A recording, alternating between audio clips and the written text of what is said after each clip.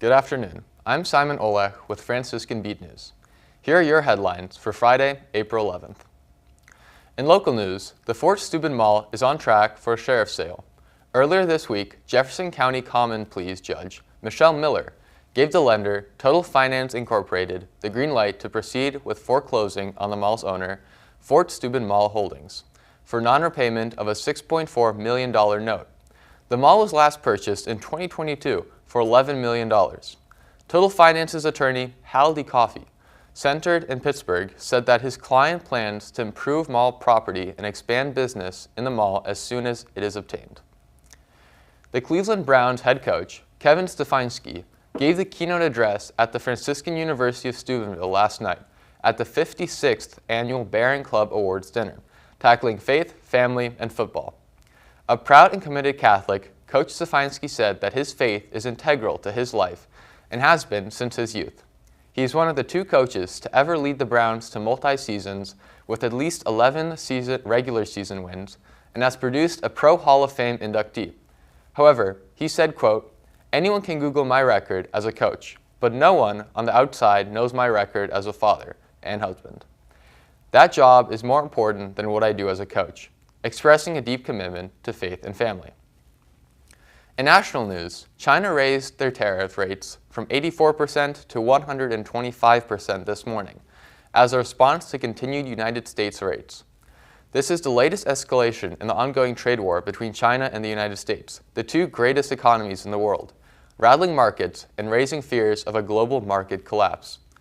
Earlier this week, Trump ended all reciprocal tariffs to countries except for China, installing a 10% base tariff instead, after almost 100 countries reached out in search of relief and negotiation. The Chinese response is one of strength. However, it also exposes their weakness as the trade surplus nation in a time of radical tariff policy. President Trump's special envoy, Steve Witkoff, met with Russian President Vladimir Putin for talks in St. Petersburg, Russia, discussing peace in Ukraine and international relations. White House Press Secretary Caroline Leavitt said that Witkoff's visit is another step in the negotiating process towards a ceasefire and an ultimate peace deal.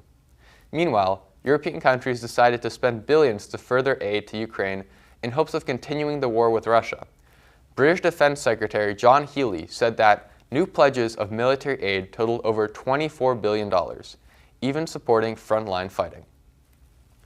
In international news, the trial regarding an Irish military chaplain priest, Father Paul Murphy, who was stabbed 7 times by an Islam-inspired 16-year-old, progressed recently. To summarize, as Father Murphy was driving towards the military barracks last August, he lowered his window to talk to a boy who was returning from a swim. As the priest lowered his window, the teen quickly lashed out with his serrated hunting knife, injuring Father Murphy and inflicting several deep lacerations. During the court hearings, Father Murphy forgave the boy and remains hopeful that he will become a better person and find ultimate love and joy. He thanked and prayed to his guardian angel and Our Lady of the Rosary, the patron of the Irish Defense Force. Now let's take a look at our weather report. Today, we felt a high of 46 degrees and a low of 36 degrees, with cloudy skies. Tomorrow, the temperature will rise slightly to increase to a high of 49 degrees and remain at a low of 36 degrees, again with cloudy skies.